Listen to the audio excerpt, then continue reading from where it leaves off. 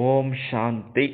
குரூப்பில் உள்ள அத்தனை சிரேஷ்டமான ஆத்மாக்களுக்கும் இந்த சங்கமத்தில் மட்டுமே தெய்வீக புத்தி, அதாவது தெய்வீக பார்வை, அந்த திவ்ய திருஷ்டின்னு சொல்லுவார் பாபா அடிக்கடி. அந்த கண்களை நமக்கு கொடுக்கின்றார் பாபா, கிஃப்டாக கொடுக்கின்றார். எந்த ஒரு பைசாவும் இல்லாமல் நமக்காக கொடுத்துக்கின்றார், பரிசாக கொடுத்து விட்டார் சங்கமத்தில். அதை நம்ம பத்திரமாக பயன்படுத்தி நம்முடைய கண்களை தூய்மையாக வைத்துக்கொள்ள வேண்டும். அதுதான் இப்பொழுது சங்கமத்தினுடைய திவ்ய திருஷ்டி. ரொம்ப பவர்ஃபுல்லான ஒரு அது எவ்வளோ கவுண்ட் பண்ண முடியாது. நம்ம எவ்வளோ எங்கே போனாலும் அது கிடைக்காது. விலை மதிக்க முடியாத ஒரு பரிசு என்றால் தெய்வீக அந்த திருஷ்டி, பார்வை. அது பாபாவை மட்டும்தான் கொடுக்க முடியும். அவரால் மட்டும்தான் இதை பிராமண குழந்தைகள் மட்டும்தான் அதை வாங்க முடியும். அதுபோல் நம்ம இன்னைக்கு பாபா திவ்ய திருஷ்டி அது இருந்தால் நமக்கு இந்த உலகத்தினுடைய, இப்போ கூட பாருங்கள், அப்படியே இந்த திவ்ய திருஷ்டி அப்படியே பாருங்கள், அப்படியே ஒரு சுற்று வரலாம். அப்படியே இப்போ நான் பரந்தாமத்தில் இருக்கேன். இன்னும் ஒரு அருமையான ஒரு காட்சி பாருங்கள். அப்படியே பல கோடி ஆத்மாக்கள் அங்கே ஒரே இடத்துல சந்திக்கின்றேன் இப்பொழுது இந்த திவ்ய திருஷ்டி மூலமாக. அதே போல் ஒரு செகண்டில் அப்படியே அங்கிருந்து தேவதை உலகத்திற்கு, சத்தியுகத்திற்கு அப்படியே வரோம். அந்த காட்சிகள் பாரு, ரம்மியமாக இருக்கின்றது. அப்படி அங்கே சகாப்தம் லக்ஷ்மி நாராயணனுடைய அந்த உடலை பாருங்கள். அப்படியே அருமையான ஒரு காட்சி. அந்த இயற்கை சூழல், அந்த பிருந்தாவன், அப்படியே அருமையான காட்சி. டெல்லியில் இருக்கிறது இப்பொழுது. ஒரு செகண்டில் போய் வந்துட்டாச்சுங்க. இது எங்கே முடியும்னா சங்கமுகத்தில் மட்டும்தான் முடியும் இந்த விஷயம்.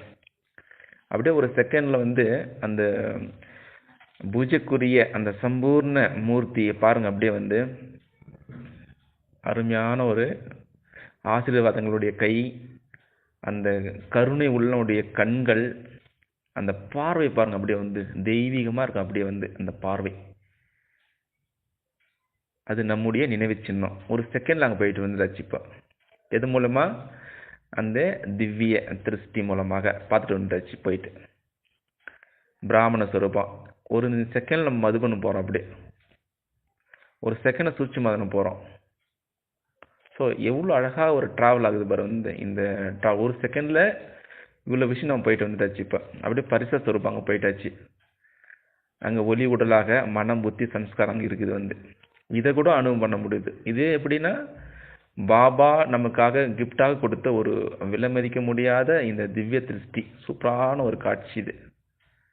ட்ராவல் பண்ணிட்டு வந்துட்டாச்சு பாருங்க. எந்த ஒரு பைசாவும் கிடையாது. ஸோ புத்தி மூலமாக எல்லாத்தையும் பார்த்துட்டு வந்தாச்சு. இது மூன்றாவது கண் இருந்தால் மட்டும்தான் இது பாபாவும் புரிந்து கொள்ள முடியும், தன்னையும் புரிந்து கொள்ள முடியும். ஸோ அந்த வகையில் நாம் எல்லோருமே சிரேஷ்டமான சிறந்தவர்கள். எல்லாத்தையும் நம்ம பக்தியில் தீவிர பக்தி நம்ம செய்திருப்போம். அதனுடைய பலன் தான் இப்பொழுது இந்த திவ்ய திருஷ்டி நம்ம பெற்றிருக்கின்றோம். ஸோ அந்த வகையில் எல்லாருமே அழகாக சேவை செய்து பாபாவை அழகாக வெளிப்படுத்தி விட்டோம் தன்னுடைய சக்திக்கு ஏற்ப. அதனால் எல்லோருக்குமே பரமாத்மாவின் சார்பாக, குருப்பின் சார்பாக வாழ்த்துக்களை சொல்லிக் கொள்கின்றோம். இதுதான் உண்மை. ஸோ அந்த வகையில் இன்னைக்கு பாபா பலவிதமான விஷயங்களை சொல்லியிருக்கின்றார். இன்னைக்கு முரளியில் அந்த சாட்சாத்காரத்தை பற்றி சொல்லியிருக்கார். அந்த மீராவுக்கு எப்படி சாட்சாத்காரம் கிடைச்சிது. நிறைய மீராக்கெல்லாம் நிறைய துன்பம் கொடுத்தாங்க ஃபேமிலியில். ஒரு பெரிய விஷயம் மீரா ராஜஸ்தானில் கூட அவங்க தியானம் பண்ணது இருக்குது. இப்போ கூட நினைவுச்சின்னு இருக்குது. மீரா டெல்லியில் ராஜஸ்தானில் இருக்குது.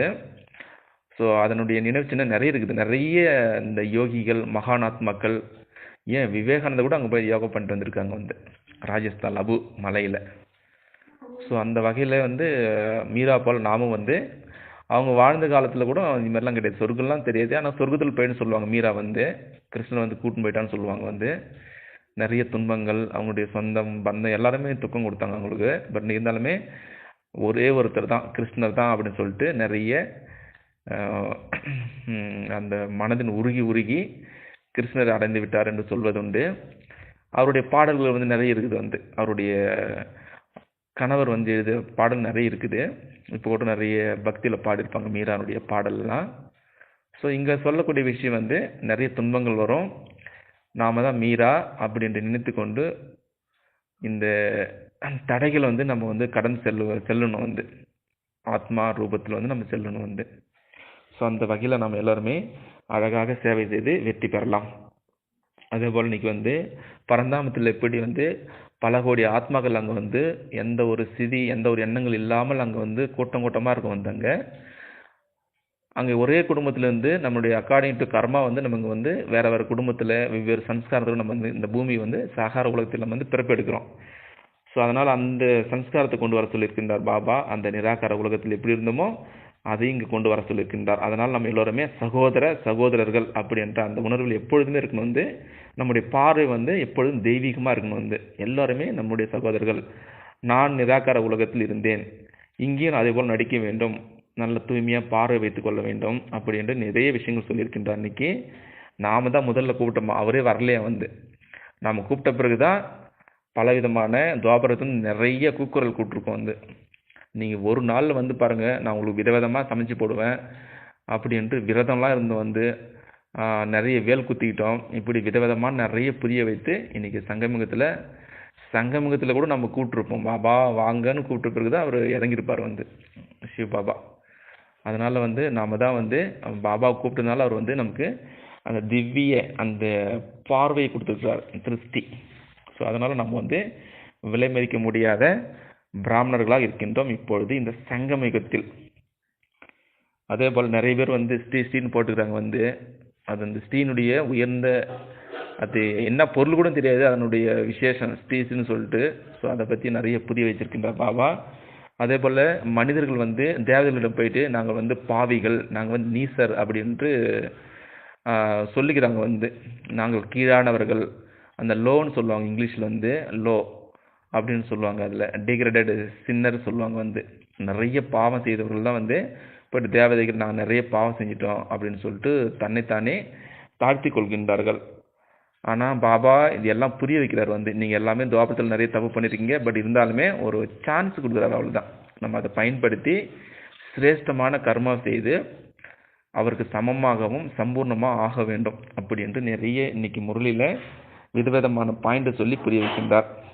யார் அதிக பக்தி செய்தார்களோ அவர்கள் தான் இந்த ஞானம் புரியும். யார் 84 ஜென்மம் எடுத்தாங்களோ அவங்க தான் இந்த ஞானமே புரியும், இல்லைன்னா புரியவே புரியாது அப்படின்ட்டு நிறைய விஷயங்கள் இன்னைக்கு பாபா சொல்லியிருக்கின்றார். அந்த படைப்பு பாபா இந்த உலகத்தை படைப்பவர் தான். எல்லா விஷயம் தெரியும் அவருக்கு வந்து, சிவபாபாவுக்கு வந்து. ஆனால் அவர் வந்து கர்மத்தில் மட்டும் என்ட்ரு ஆக மாட்டார் வந்து. அவ்வளோ டிட்டாச்சாக இருக்கிற வந்து சிவபாபா.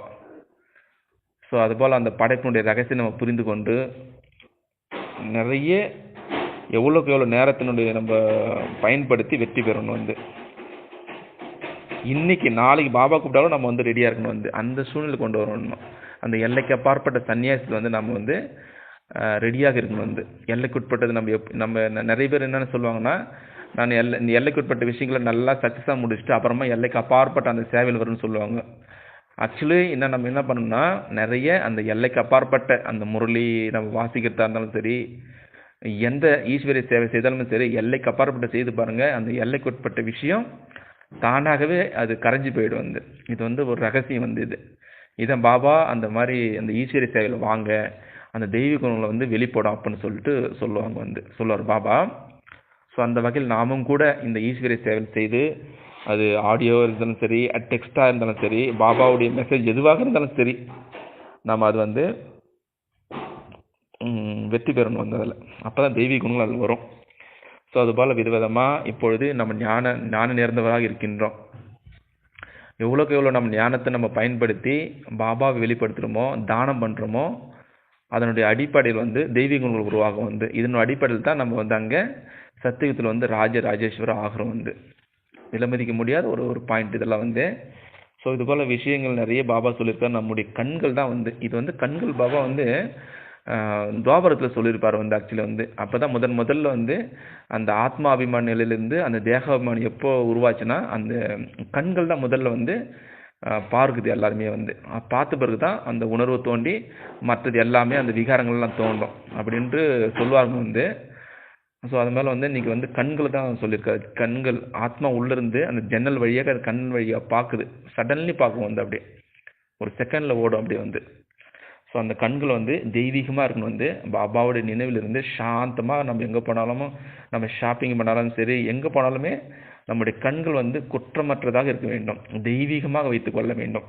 ஸோ அந்த நிலை வந்துட்டால் கண்டிப்பாக நம்ம கர்மத்தை ஸ்டேஜ் அடைஞ்சிட்டு நம்ம மேலே ஓடியே போயிடலாம் வந்து இந்த சாகர உலகத்தில் எந்த ஒரு கர்ம கணக்கு இல்லாத. அதனால் எல்லைக்குட்பட்ட அந்த விஷயங்களை தவிர்த்து விட்டு நம்ம எல்லைக்கு அப்பாற்பட்ட அந்த சேவை செய்து பாபாவிற்கு அந்த அதீந்திரிய சுகத்தில் ஆடிக்கொண்டும் பாபாவுடைய ஒவ்வொரு எப்போயும் நம்ம இந்த சங்கமுகத்தில் ஒவ்வொரு நிமிஷமும் பாபா வந்து தாளாட்டணும் வந்து.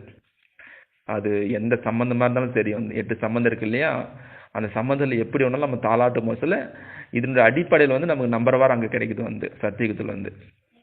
அங்கே வந்து தேவகியுடைய மகனாக அப்படிலாம் பிறப்ப நம்ம அந்த இங்கே எவ்வளோ நம்ம ஊஞ்சலாட்டுறோமோ பாபாவை அங்கே வந்து நம்ம ஊஞ்சலில் உட்காரலாம், அங்கே விளையாடலாம். ஸோ அதுபோல் இன்றைக்கி பாபா இன்றைக்கி வரதான கூட நிறைய வந்து அந்த